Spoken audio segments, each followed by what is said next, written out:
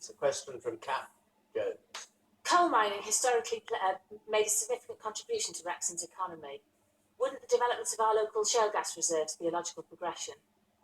Wrexham used to have 38 pits, I think, and 12,000 people working in coal mining. So the question is, wouldn't shale gas reserves be a logical progression? Jermaine Greer. Well, I think there's a good deal of misunderstanding about what shale gas mining really involves.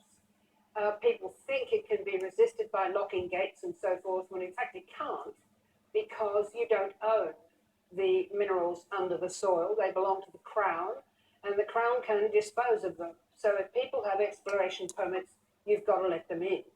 Now, there are ways for governments to manage this, but they don't seem to be interested in doing it.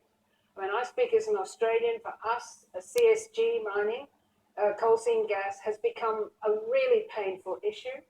And it's a situation in which people trying to negotiate with the miners for a decent deal that means their lives are not entirely disrupted by their explorations, which start first. They don't know what the terms are of the negotiation. It's confidential. There's no earthly reason why it should be confidential. The government should set the tariff, and everybody should know what it is.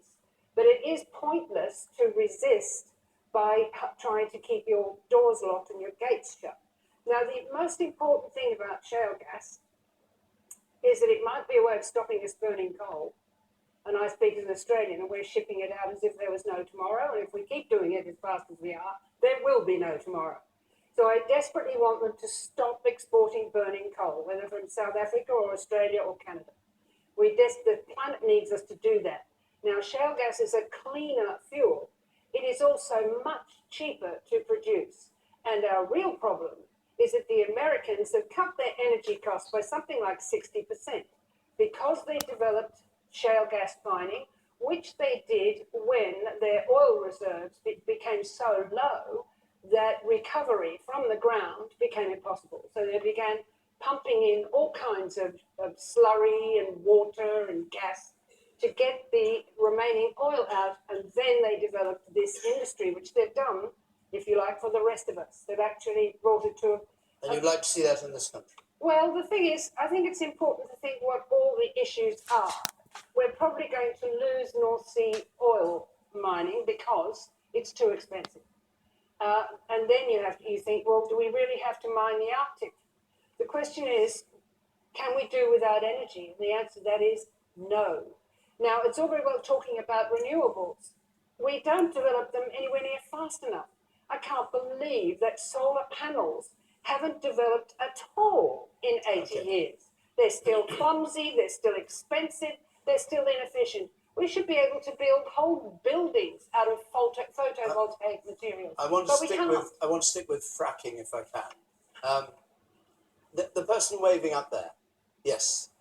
I don't believe that fracking is safe. I don't believe that it should happen anywhere near any population or civilization in this country. It's been proven to be dangerous. If the British population want to see evidence of that, they just have to Google list of the harmed in Pennsylvania. It is not right for the government to be able to dig underneath people's homes, to cause sinkholes, to cause earthquakes, to cause poisoned aquifers. And I with respect, Peter Hain, Labour have just given a lot of amendments to the infrastructure bill. Those amendments do not go far enough. But you're going to improve it. Are you going to have fracking here? Down the road in Boris. Yes. Very close to Wrexham. And Labour turned down an opportunity to vote for a moratorium on fracking this week, which quite They've lost a lot of votes. For. The question is fracking a safe way forward? Answer, we don't know. And if don't know is the answer, well, no to fracking for the time being. Scotland have got rights. Scotland have the right to call a moratorium on fracking. They decided to go for that moratorium. We should have the right to decide in Wales, and I've no doubt what the people of Wales would say. We should wait and have a moratorium. And even in frack-mad United States, New York State decided last month, no more thank you, we're not convinced about the safety of this, so I'm out for the time being. Oh, it's not there. Yes. Fracking's been banned in Denton in Texas, It's also been banned in Germany and France as whole countries due to the risks and the unknown risks of fracking. As a lady said earlier on, she pointed out some of the risks. I personally think that we need to research it more before we take the risks. Here in Wrexham, there's a strong feeling, anti-fracking feeling, and we don't feel that we're being listened to at all. Absolutely. Our own council has expressed they've said no to fracking, and somewhere between I don't know, Westminster and Cardiff, it's been overturned. Why? Sajid Javid. Why did it overturn? The answer to the lady's question, the original question, is yes. You see, gas accounts for about 70% of this country's energy needs. That's our electricity, for business, for heating our homes. We need gas, and that need is not going away anywhere. That's just a fact. Now, at the moment, we import 50% of our gas needs.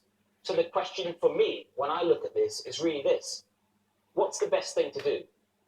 Should we keep importing that gas at a higher price, sending billions of pounds abroad every year? Or should we pay a lower price and spend those billions at home and create thousands of jobs? The answer for me is obvious.